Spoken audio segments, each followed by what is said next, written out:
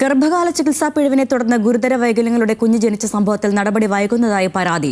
ആലപ്പുഴ കടപ്പുറം വനിതാ ശിശു ആശുപത്രിയിൽ കുഞ്ഞിന്റെ മാതാവിന് ആദ്യ 3 മാസം നൽകിയ പ്രസവ ചികിത്സ തൃപ്തികരമല്ലെന്നാണ് വകുപ്പ് തല അന്വേഷണത്തിലെ കണ്ടെത്തൽ. അന്വേഷണങ്ങൾ ഒരു വശത്ത് നടക്കുമ്പോഴും കുടുംബം കഴിഞ്ഞ 8 മാസമായി കടന്നുപോകുന്നത് കടുത്ത മാനസിക സമ്മർദ്ദങ്ങളിലൂടെയാണ്.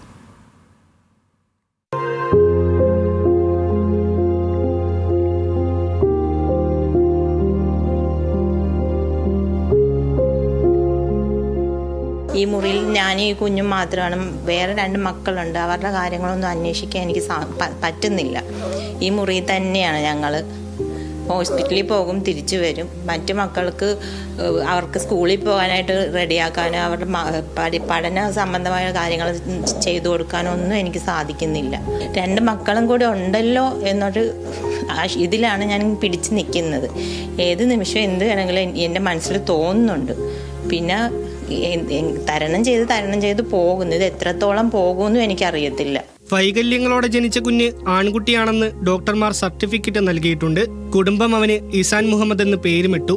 8 മാസം പ്രായമുള്ള മറ്റു കുഞ്ഞുങ്ങളെ നോക്കുന്നതിനുമപ്പുറം ശ്രദ്ധ വേണം ഇസാന്റെ കാര്യത്തിൽ. കണ്ണൊന്നു തെറ്റിയാൽ ട്യൂബിന്റെ സ്ഥാനം മാറും. ഇപ്പോഴത്തെ പ്രശ്നം ബ്രീത്തിങ് ഡിഫിക്കൽറ്റി ഉണ്ട് അവന്, പിന്നെ ഫീഡിങ് ഡിഫിക്കൽറ്റിയും. ഇത് രണ്ടുമാണ് മെയിൻ. ഇപ്പോഴത്തെ ഇത് ഉറക്കം പോലും ഇല്ല കുഞ്ഞിന്. ഈ ബഹളമാണ്. എപ്പോഴും ഈ ട്യൂബ് ഊരിക്കളയും. അത് പിന്നെ ഹോസ്പിറ്റലിൽ കൊണ്ടുപോയി രാത്രിയാണെങ്കിൽ രാത്രി, വെളുപ്പിനാണെങ്കിൽ വെളുപ്പിനെ കൊണ്ടുപോയി മാറ്റിയിട്ടാലേ പിന്നെ കുഞ്ഞിന് ഫീഡ് കൊടുക്കാൻ പറ്റത്തുള്ളൂ. അപ്പം ഇത് കിടക്കുന്നതുകൊണ്ട് ഇവന് ഭയങ്കര അസ്വസ്ഥതയാണ്. ഈ ട്യൂബ് മാറ്റാനുള്ള എന്തെങ്കിലും ട്രീറ്റ്മെൻറ്റ് കിട്ടിയിരുന്നെങ്കിൽ വലിയ ഉപകാരമായിരുന്നേനെ. ഉറക്കമില്ല, അവനും ഇല്ല ഉറക്കം, എനിക്കും ഇല്ല ഉറക്കം. ടാക്സി ഡ്രൈവറായ സുറുമിയുടെ ഭർത്താവ് 8 മാസമായി ജോലിക്ക് പോയിട്ട്. ചികിത്സ സൗജന്യമാണെന്ന് പറയുമ്പോഴും അനുബന്ധ ചിലവുകൾക്ക് ഭീമമായ തുകയാണ് ദിവസവും വേണ്ടി വരുന്നത്. സർക്കാർ സംവിധാനത്തിലാണ് ചികിത്സയെന്ന് പേരിൽ മാത്രമേ ഉള്ളൂ. ഇപ്പം 2 ദിവസം കൂടുമ്പോഴത്തേക്ക് കുഞ്ഞിന് കൊടുക്കാനുള്ള പൗഡർ വാങ്ങിക്കണം. 2000 രൂപ അടുത്ത് എനിക്ക് ഈ 3 ദിവസം കൂടുമ്പോഴത്തേക്ക് ചിലവാണ്. ഈ 2000 രൂപയ്ക്ക് ഞാൻ എവിടെ പോകാനാണ്? പാലിയേറ്റീവ് കെയർ ചെയ്യുന്ന സർവീസ് ഉണ്ടെന്ന് പറഞ്ഞു. പാലിയേറ്റീവ് കെയർ ചെയ്യുന്ന അവരെ കൊണ്ട് ചെയ്യാൻ പറ്റുന്നത് അവർ ചെയ്യുന്നുണ്ട്. അവർ പറയുന്നത് ഞങ്ങളെ കൊണ്ട് ചെയ്യാൻ പറ്റുന്നത് ഞങ്ങൾ ചെയ്യുന്നുണ്ട്, ഇതിനപ്പുറത്തോട്ട് ഞങ്ങൾക്കൊന്നും ചെയ്യാനില്ല.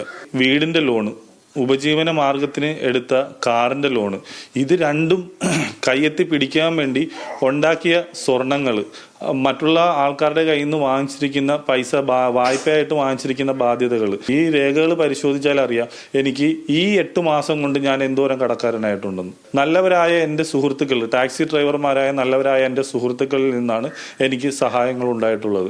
അവർ ഈ ഇങ്ങനൊരു മേഖലയിൽ പ്രവർത്തിക്കുന്നതുകൊണ്ട് എനിക്ക് ജോലിക്ക് പോകാൻ പറ്റുന്നില്ല. ഗർഭകാലത്ത് പലതവണ സ്കാനിംഗ് നടത്തിയിട്ടും കുഞ്ഞിന്റെ വൈകല്യങ്ങൾ കണ്ടെത്താനായില്ല എന്നതാണ് കുടുംബത്തിന്റെ പരാതി. സർക്കാർ ആശുപത്രിയും ആരോപണത്തിന്റെ നിഴലിൽ തന്നെയാണ്. ആരോഗ്യവകുപ്പ് ഉത്തരവിട്ട അന്വേഷണ സംഘം കണ്ടെത്തിയിട്ട് എന്തുകൊണ്ടാണ് 4 ഡോക്ടർമാർക്കെതിരെ നടപടിയെടുക്കാത്തത്? ഈ 2 വർഷത്തെ ലാബുകളിലെ റെക്കോർഡുകൾ സൂക്ഷിക്കാത്തതിന്റെ പേരിലാണ് ലാബുകൾ പൂട്ടിയിരിക്കുന്നത്. അല്ലാതെ എന്നെ കുഞ്ഞുമായിട്ട് ബന്ധപ്പെട്ട് ഈ കുഞ്ഞിന് ഇങ്ങനെ സംഭവിച്ച് സ്കാനിങ്ങിൽ കണ്ടില്ല എന്നുള്ളതിന്റെ കാരണത്താലല്ല.